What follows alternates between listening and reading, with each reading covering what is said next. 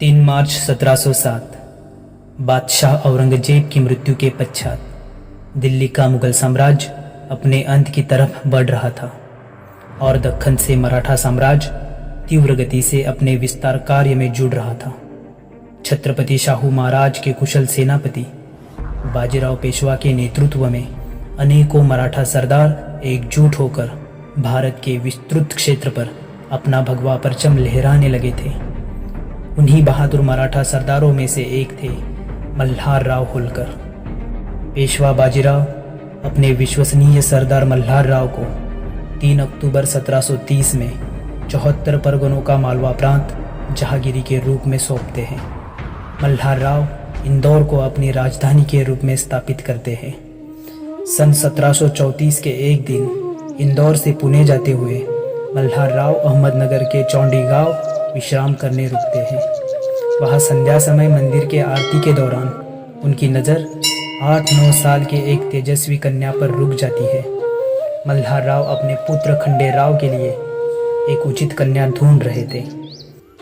उसके प्रसन्न रूप और विनम्र वाणी से अति प्रभावित होकर मल्हार राव तुरंत उसे अपनी पुत्र वधू बनाते हैं। यही छोटी कन्या आगे जाके भारतीय संस्कृति एवं सुशासन के नए मापदंड स्थापित करती है, जो अपने असामान्य कर्तृत्व से सामान्य जनमानस के हृदय में ईश्वर का दर्जा प्राप्त करती है। जी हाँ दोस्तों, आज हम स्मरण करते हैं भारतीय इतिहास के सुवर्ण पृष्ठ पर लिखी एक अद्भुत नारी शक्ति का, जिसका नाम है पुण्यश्लोक अहिल्याबाई होलकर।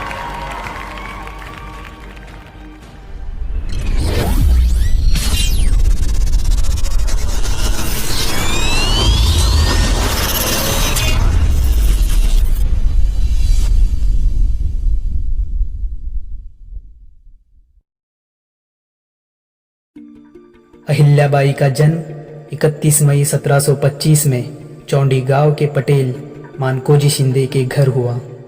अहिल्या बचपन से बुद्धिमान कन्या थी। अपने सुसंस्कृत स्वभाव और मीठे बोल के कारण वो सबकी प्यारी दुलारी थी। महज 9 साल की उम्र में विवाह के पश्चात वो ससुराल में भी अपने मधुर स्वभाव से सबके मन मोह लेती है। मल्हार राव के पुत्र खंडेराव को राजसी कामकाज और व्यवहार में कोई रुचि नहीं थी। वे खुद इन सब से अलिप्त रहते थे। इस बात को लेकर मल्हार राव हमेशा चिंतित रहते थे। लेकिन अहिल्याबाई के प्रभाव से खंडेराव के वर्तन में आए बदलाव के कारण मल्हार राव निश्चिंत हो जाते हैं। सन 1745 में अहिल्याबाई पुत्र को जन्म देती है, जिसका नाम मालेराव रखा जाता है, और उसके 3 वर्ष पश्चात सन 1748 में वह कन्या को जन्म देती है, जिसका नाम मुक्ताबाई रखा जाता है। मल्हार राव का परिवार खुशी से झूम उठता है। अहिल्या के आगमन से इंदौर के होलकर घराने में आई इस रौनक से मल्हार राव खुद को परम भाग्यशाली समझने लगते हैं।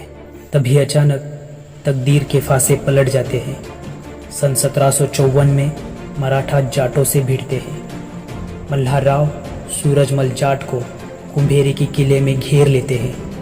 24 मार्च 1754 के इस मुहिम में खंडेराव भी मल्हार राव के साथ मोर्चा संभाले हुए थे कि तभी अचानक कुंभेरी किले की तोप से निकला गोला खंडेराव को अपना निशाना बना लेता है।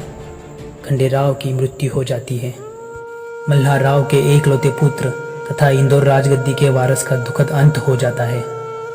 इस घटना से समूचा मालवा सुन्न पड़ जाता है। अहिल्या अचेत निशब्द हो जाती है। अपने पुत्र को गोद में लेके रोते बिलखते मल्हार राव को देख सूरजमल जाट युद्ध समाप्ति की घोषणा करता है। शत्रु समेत संपूर्ण आसमंत शोक में डूब जाता है।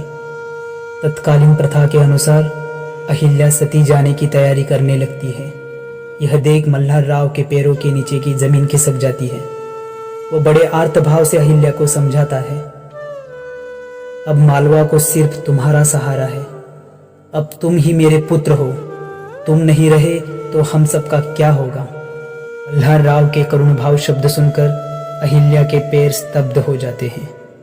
वह सती जाने का निर्णय बदल लेती है और शेष जीवन मालवा की प्रजा के हित में समर्पित करने का दृढ़ निश्चय करती है। इस घटना के बाद मल्हार राव वापिस अलग अलग मुहिमों पर व्यस्त हो जाते हैं।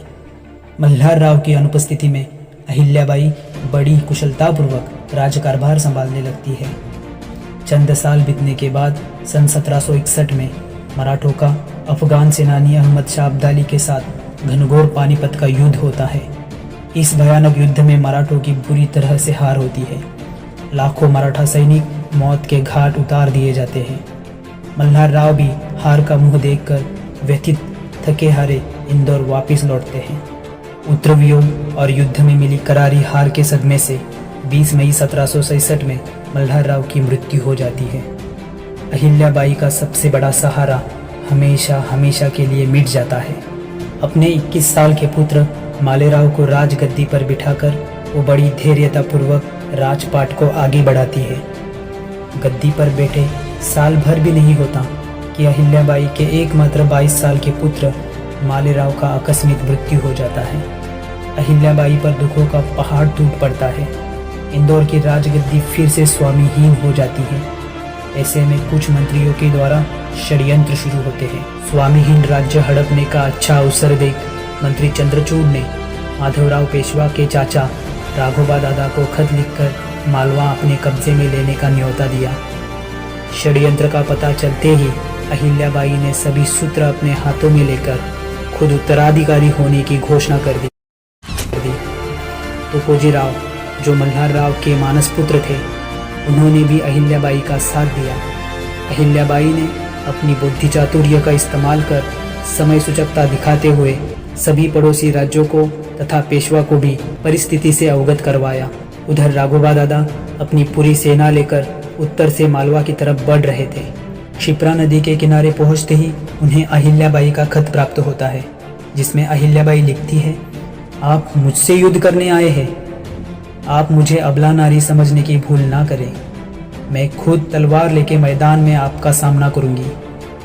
अगर इस युद्ध में मेरी हार होती है तो कोई कुछ नहीं बोलेगा, लेकिन आपकी हार हुई तो पूरे संसार में अबला नारी से युद्ध हारने की वजह से आप हंसी के पात्र बनेंगे। यह पत्र पढ़कर राघोबा के होश ठिकाने आ जाते हैं। वो तुरंत अपनी मंशा बदलकर खत का जवाब देते हैं, हम युद्ध के लिए नहीं तो आपके पुत्र की मृत्यु का शोक व्यक्त करने आए हैं। विद्वान अहिल्याबाई राघोबा के बातों में न आकर पुनः पत्र लिखती है, अगर आप पुत्र के मृत्यु का शोक व्यक्त करने आए हैं तो इतनी सेना क्यों लाए हो? यह घर और मालवा आपका ही है। राघोबा लज्जित होकर अहिल्याबाई से भेंट करते हैं और पुनः दक्खन वापस लौट जाते हैं। इस तरह सूझबूझ के साथ अहिल्याबाई मालवा के संकट को दूर करती है। इस घटना के बाद अहिल्याबाई का ओहदा कहीं गुना बढ़ जाता है। इंदौर से अपने पति, ससुर एवं पुत्र की यादें जुड़ी होने की वजह से वह तुकोजी राव के हाथों सेनापति पद की बागडोर सौंप इंदौर छोड़ नर्मदा किनारे बसे पुरातन गांव महेशमती से अपना राजपाट का बेड़ा हाँकना शुरू करती है। अहिल्याबाई आगे इस गांव का नाम बदलकर महेश्वर रखती है। उस समय मालवा में डाकू एवं पिंडारियों का संकट चरम पे था। वे जंगल के रास्ते जाने वाले प्रवासियों की लूटमार करते थे।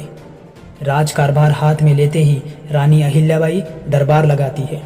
दरबार में वो घोषणा कर देती है, जो कोई डाकू एवं पिंडारियों का बंदोबस्त करेगा उसके साथ मैं मेरी पुत्री मुक्ताबाई का विवाह करवा दूंगी। तत्क्षण यशवंतराव फनसे नामक युवा सरदार बेड़ा उठाता है और अपनी प्रतिज्ञा पूर्ण करके ही वापस लौटता है। इस तरह अहिल्याबाई राज्य में शांति स्थापित करने और पुत्री को उचित वर ढूंढने ये दोनों कार्यों को कुशलतापूर्वक पूर्ण करती है। राज्य में पूर्ण शांति प्रस्थापित होने के पश्चात व्यापार व्यवसाय में वृद्धि हो जाती है।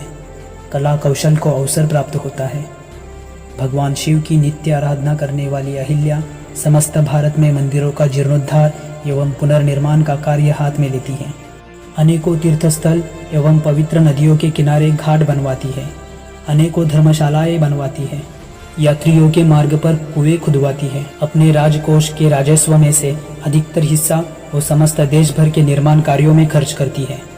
न्यायदान का कार्य करते वक्त वो हमेशा अपने हाथों में शिवलिंग थामे रहती थी। उनका मानना था कि ये जो न्यायदान का कार्य मैं कर रही हूँ, इससे मेरे हाथों अगर कोई गलती होती है और किसी निरपराध को सज़ा भुगतनी पड़ती है तो इसका पाप मुझे लग सकता है। तो हे प्रभु, आप खुद मेरी जगह बैठकर न्यायदान के इस कार्य को सत्यनिष्ठता से करने की सद्बुद्धि मुझको दो। निरंकुश, जुल्मी, अन्यायकारी राजसत्ताओं के दौर में इतनी प्रजाहित दक्ष प्रेम वत्सल रानी का मिलना मालवा के प्रजा के लिए महद्भाग्य की बात थी। इसलिए मालवा की जनता अहिल्याबाई को देवी के अवतार के रूप में देखने लगते हैं। वे उन्हें देवी अहिल्याबाई कहकर पुकारने लगते हैं। दोस्तों, देवी अहिल्या के शासित 28 साल भारतीय इतिहास के सुवर्ण पृष्ठ है। 13 अगस्त 1795 को देवी अहिल्या अपने उम्र के 70वें पड़ाव पर आखिरी सांस लेती है। आज देवी अहिल्या शरीर रूप में हमारे बीच मौजूद नहीं है, लेकिन उनके बनाए सैकड़ों मंदिर, नदियों के घाट, कुएं और धर्मशाला आज भी उनकी याद ताज़ा करती है। भारत की ऐसी महान कन्या रत्न को हमारा शत शत प्रणाम। जय हिंद।